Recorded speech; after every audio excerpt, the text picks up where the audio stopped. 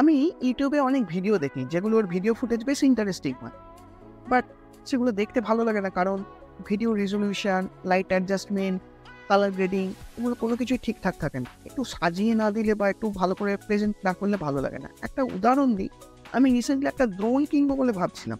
তার জন্য ইউটিউবে আইজেড মিনি এক্সের যত রকম ফুটেজ আছে সেগুলো সব চেক করছি। এই ড্রোনটা 4K ক্যাপাবিলিটি রাখে, তবে যারা এই রিভিউ করছে তারা কেউই 4K ফুটেজ আপলোড করছে না। সুতরাং আমি ক্যামেরা কোয়ালিটি কীরকম কিছুতেই বুঝতে পারছি না। যেখানে ভিডিও ফুটেজটা একটা অবজেক্টিভ, সেখানে ক্যামেরার উপর বেশি স্ট্রেস দিয়ে রিভিউ করা উচিত বলে আমার মনে হয়। এবং তার সঙ্গে আনুষঙ্গিক জিনিসগুলোও আসবে, ক্যামেরা স্টেবিলিটি বা গিম্বেলের স্টেবিলিটি, ক্যামেরায় লো লাইট হ্যান্ডেল করার ক্ষমতা, ড্রোনের স্টেবিলিটি ইত্যাদি ইত্যাদি। আমি ফিল করি lack of software, editing skill set and expensive ডিভাইসের জন্য এই ভিডিওর এডিটিংয়ের এরিয়াটাকে সবাই এড়িয়ে যেতে চায়।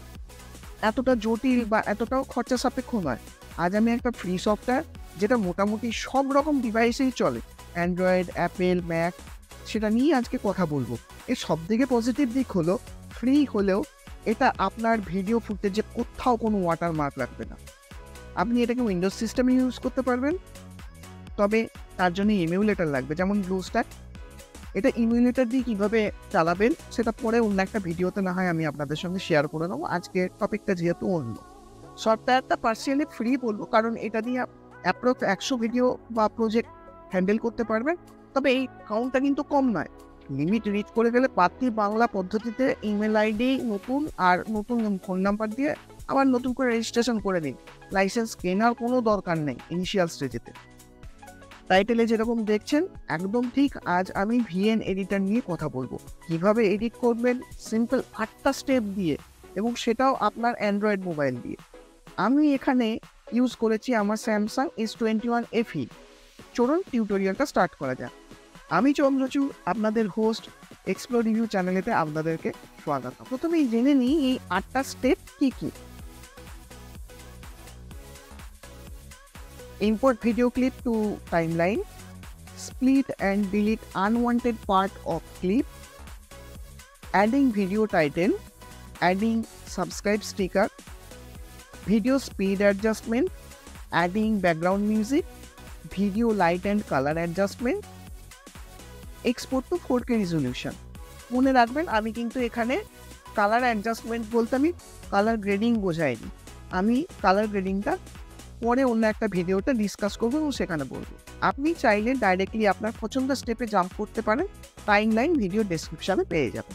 আমার অ্যান্ড্রয়েড মোবাইলে প্রথমে ভিএন অ্যাপটাকে ওপেন করে নেবো, তারপরে প্লাস বাটনটায় ক্লিক করব, মানে নিউ প্রজেক্ট ক্রিয়েট করব। নিউ প্রজেক্টের নিচে আপনি যদি দেখতে পান যে লেখা আছে 97 রিমেনিং, এটা আমার প্রো ভার্সন নয়, তো আমি 97 ভিডিও এডিট করতে পারবো। নিউ প্রজেক্টে ক্লিক করে নেওয়ার পরে আপনার ফোনের গ্যালারিতে যে যে ভিডিওগুলো রয়েছে সেগুলোকে আপনি এখানে দেখতে পাবেন। সেখান থেকে আপনি ক্লিপগুলোকে সিলেক্ট করে নিন আপনার সিকোয়েন্স অনুযায়ী, তারপরে নেক্সটে ক্লিক করুন। আপনার ক্লিপ দুটো টাইম লাইনে চলে এসছে। ক্লিপ দুটোকে চালিয়ে প্রথমে প্রিভিউ সেকশনে দেখে নিতে হবে যে কোন পার্টটা রাখা যাবে আর কোন পার্টটা রাখা যাবে না।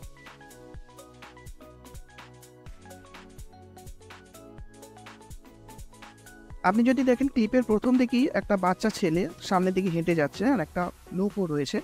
আমি ক্লিপের এই পোর্শনটা বাদ দিয়ে দেবো, কারণ এটা ভালো লাগবে না ভিডিওতে। এর জন্য আমি নিচের সিজার বাটনটাতে ক্লিক করব, দেন পাশে রিসাইকেল বিনের মতো আইকনটাতে ক্লিক করে ডিলিট করে দেবো ক্লিপটা। এরপরে ক্লিপটা আস্তে আস্তে ড্র্যাগ করে দেখব এতে আর কোনো আনওয়ান্টেড সিন আছে কি না। এক ভদ্রমহিলা সামনের দিকে হেঁটে যাচ্ছেন, সুতরাং এই পার্টটাও স্প্লিট করে আমাকে ডিলিট করে দিতে হবে। আমি সেম প্রসেস ফলো করব। ফার্স্টে সিজার বাটনটায় ক্লিক করব, দেন রিসাইকেল বিনে ক্লিক করব। এই সেম প্রসেস ফলো করে আমার ক্লিপগুলোর মধ্যে যত কটা আনওয়ান্টেড সিন আছে আমি সব কটাকেই বাদ দিয়ে দেবো।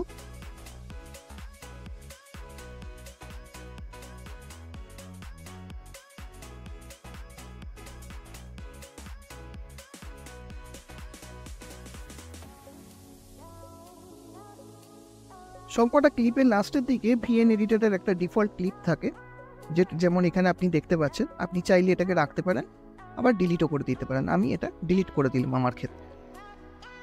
ভিডিওটা শুরুর দিকে আমাদেরকে একটা টাইটেল অ্যাড করতে হবে। তো আপনি টাইম লাইনে যদি দেখেন, আপনার ক্লিপগুলোর উপরের দিকে টি দিয়ে একটা সিম্বল দেওয়া আছে ঠিক মিউজিকের নিচে। তারপরে সেটাই ক্লিক করলে আপনাকে টেক্সটে যেতে হবে। টেক্সটে যাওয়ার পর আপনি অ্যাড হেডিং করবেন। অ্যাড হেডিং করার পরে আপনি সাইডে যে এফএফ যে বাটনটা দেখতে পাচ্ছেন, সেখান থেকে আপনাকে ফন্টটা সিলেক্ট করতে হবে। ফন্ট সিলেক্ট করার পরে কিবোর্ড আইকনে ক্লিক করে আপনি এখানে ভিডিওর একটা টাইটেল দিয়ে দিন। আমি এখানে দিয়ে দিলাম আদ্যাপীঠ দর্শন বলে। টাইটেলটা দেওয়ার পরে আপনি তার পাশে যদি দেখেন ফন্ট সাইজ রয়েছে, আপনি চাইলে ফন্ট সাইজ বাড়াতে বা কমাতে পারেন। আমি চলে গেলাম কালার সেকশানে, সেখান থেকে আমি একটা কালার চুজ করে নেব বা স্টাইল চুজ করে নেব। আপনি এখানে চাইলে টেক্সটেতে বর্ডার, শ্যাডো এবং আপনি ব্যাকগ্রাউন্ড অ্যাড করতে পারবেন। টি বাটনটা ক্লিক করলে আপনি টাইটেলটা কিভাবে আপনার স্ক্রিনের উপর বা আপনার সিনের উপর অ্যাপিয়ার হবে সেটা এখান থেকে পাবেন। টাইটেলের কারুকার্য হয়ে গেলে টিক মার্কটা ক্লিক করে ওটাকে ক্লোজ করে দেবো। এরপরে টাইটেলটা আমি ভিডিওতে কতক্ষণ ডিসপ্লে করাবো সেটা দেখে নেব। সেটাকে আপনি দেখলেন আমি ড্র্যাগ করে কয়েক সেকেন্ডের জন্য বাড়িয়ে নিলাম। ভিডিওতে সাবস্ক্রাইবের স্টিকার অ্যাড করার জন্য টি বাটনটা ঠিক নিচের দিকে টাইম লাইনে ইমেজে ক্লিক করলাম, তারপরে যাব স্টিকারে। স্টিকারে যাওয়ার পরে আপনার এলিমেন্টসের মধ্যে কিছু রেডিমেড স্টিকার আপনি দেখতে পাবেন। আমি রিসেন্টলি সাবস্ক্রাইবারের স্টিকারটা ইউজ করেছিলাম, তো রিসেন্ট ইউজের মধ্যে সেটাই দেখাচ্ছে।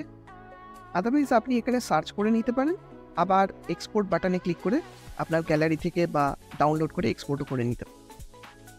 আপনি যদি খেয়াল করে দেখেন, যেহেতু আমার ভিডিওর কারসারটা টাইম লাইনের ফার্স্টের দিকেই ছিল, তো সেখানে আমি আদ্যাপীঠের দর্শনের যে টাইটেলটা অ্যাড করেছিলাম সাবস্ক্রাইব স্টিকারটা তার তলায় চলে এসেছিল। সুতরাং আমি এখানে কি করলাম, কারসারটাকে একটু ড্র্যাগ করে টাইম লাইনেতে টাইটেলের পরে নিয়ে এলাম, তারপরে আবার গিয়ে ইমেজে ক্লিক করে সেখান থেকে আমি স্টিকারটাকে অ্যাড করলাম। এবারে আমাকে দেখতে হবে যে আমি স্টিকারটা কোন দিকে রাখতে চাই ভিডিওর। তো আমি এখানে স্টিকারটাকে আমার লেফট বটম কর্নারে ড্র্যাগ করে নিয়ে এলাম এবং সেটাকে রিসাইজ করে প্রয়োজন মতো ছোট করে নিলাম। এবার স্টিকারাতে এফেক্টস দেওয়ার পালা।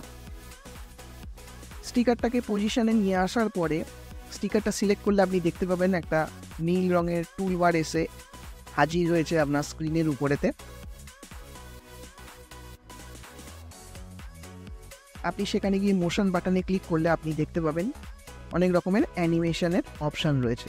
ইন অ্যানিমেশন, আউট অ্যানিমেশন, আবার লুপ অ্যানিমেশন। আপনি দেখতে পাচ্ছেন তার এফেক্টগুলো কীরকম। তো আমি এখানে কোনোটাই আমি নেব না, আমি চলে যাব লুপ অ্যানিমেশনে।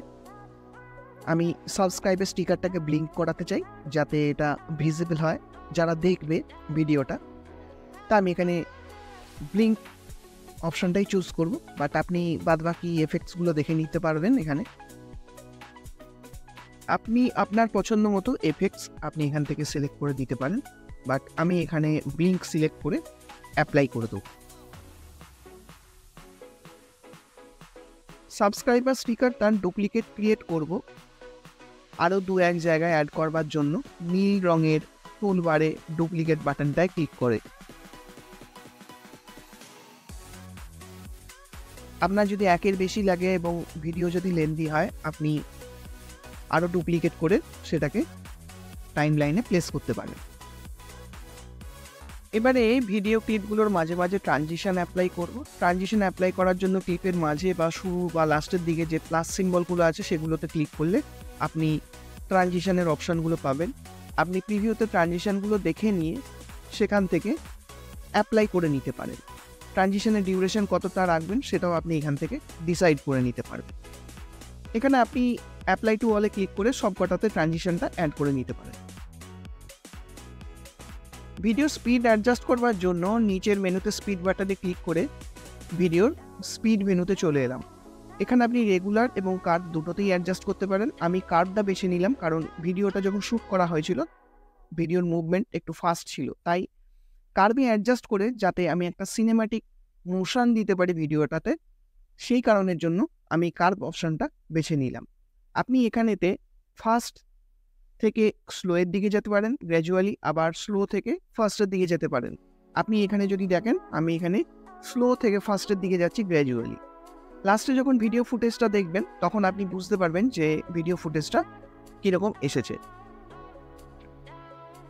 এখানে একটা প্রো টিপস দিয়ে রাখি, আপনি যদি ভিডিওটা হায়ার ফ্রেম রেটে শ্যুট করেন তবেই আপনি স্লো মোশনের এফেক্টটা দিতে পারবেন, আদারওয়াইজ আপনি কিন্তু ফ্রেম ড্রপ বা একটা ল্যাগ দেখতে পাবেন ফ্রেম ট্রানজিশনের মধ্যে।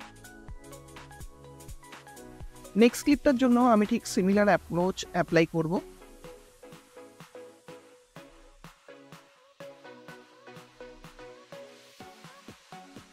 আমি এখানে আর রেগুলার অপশনটা দেখাইনি কারণ ভিডিওটা অলরেডি লেন্দি হয়ে গেছে, ওটা দেখালে আরও লেন্দি হয়ে যাবে। রেগুলার অপশনটা খুব সিম্পল অপশন, আপনাকে ওখানে 1x 2x 4x এরমভাবে ফাস্ট ফরওয়ার্ড করার অপশন এবং ঠিক সিমিলার ওয়েতে রিভার্স ওয়েতে কতটা স্লো করবেন সেই নাম্বারিং দিয়ে দেখাবে। মানে ওটা হচ্ছে খুব স্ট্যাটিক প্রসেস, আর আপনি ওখানে যেটা অ্যাপ্লাই করবেন সেটা এন্টার ক্লিপের জন্যই অ্যাপ্লাই হবে। এবার ভিডিওতে মিউজিক অ্যাড করার পালা, টাইম লাইনে মিউজিক বাটনে ক্লিক করে আবার মিউজিক বাটনে ক্লিক করে নেব। আপনি এখানে ভিএনের তরফ থেকে কিছু কপিরাইট ফ্রি মিউজিক পাবেন। আমি ব্লগে ক্লিক করলাম, ব্লগে ক্লিক করে একটা দুটো মিউজিক রিভিউ শুনবো, কিন্তু আমি ফার্স্টে মিউজিকটাই এখানে চুজ করেছি।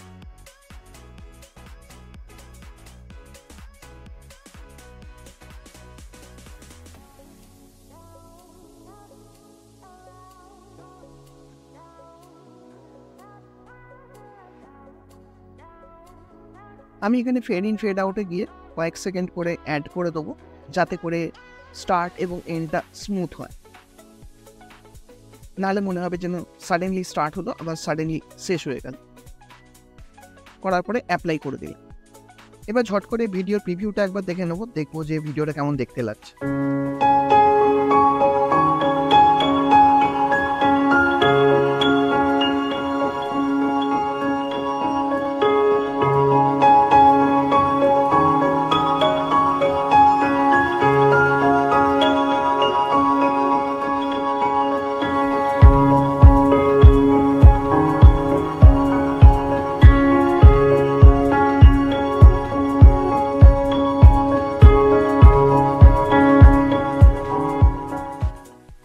এবারে ভিডিওর কালার অ্যাডজাস্টমেন্ট করার জন্য নিচের মেনুতে ফিল্টার বাটনে ক্লিক করে নেব। এখানে কিছু প্রিসেট আছে অলরেডি, সেই প্রিসেটগুলো সিলেক্ট করে আপনি করে নিতে পারেন। দেওয়া প্রিসেটগুলো দিয়ে ভিডিওর কালার বা লাইট অ্যাডজাস্টমেন্ট আমার খুব একটা পছন্দের হয় না, তাই আমি সেগুলোকে খুব একটা ইউজও করি না। আমার ক্ষেত্রে আমি এক্ষেত্রে অ্যাডজাস্টমেন্টটা ম্যানুয়ালি করব। ম্যানুয়াল অ্যাডজাস্টমেন্টের জন্য ফিল্টারের পাশে অ্যাডজাস্ট বাটনে ক্লিক করতে হবে। এরপরে আমি এক্সপোজারটাকে হালকা বাড়িয়ে নেব, তারপরে কন্ট্রাস্টকেও একটু বাড়িয়ে নেব যাতে ছবিটা আরও প্রমিনেন্ট হয়। এরপর ভাইব্রেন্সটাকে আর একটু বাড়াবো যাতে করে কালারটা ডাল না লাগে দেখতে।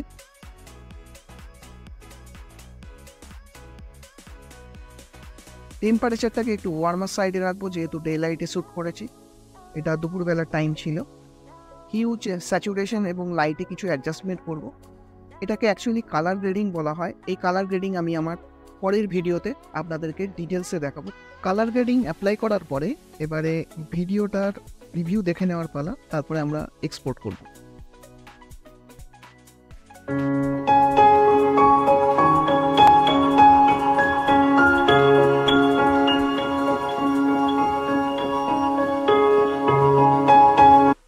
ভিডিওটা এক্সপোর্ট করবার জন্য স্ক্রিনে একদম টপ রাইট কর্নারে ব্লু আইকনটায় ক্লিক করব। এখানে এক্সপোর্টটা ম্যানুয়ালে করব। রিজলিউশন 4K থাকবে, FPS 60 থাকবে, অ্যাভারেজ বিটরেট যা ছিল তাই রাখবো। আমি ভিডিওটাকে ফাস্ট ফরওয়ার্ড করে দিচ্ছি এক্সপোর্টটা হতে, যেহেতু টাইম লাগবে। আমি এখানে ভিডিওটা 16:9 রেশিওতে এক্সপোর্ট করলাম।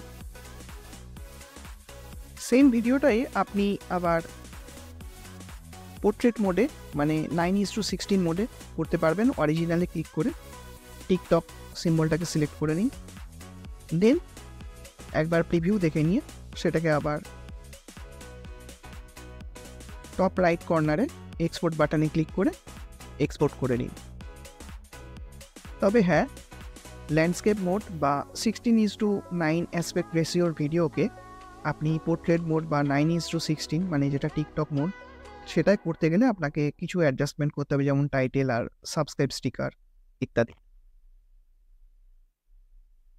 চলুন এবার এক্সপোর্টেড ভিডিও ক্লিপগুলো দেখে নেওয়া যাক।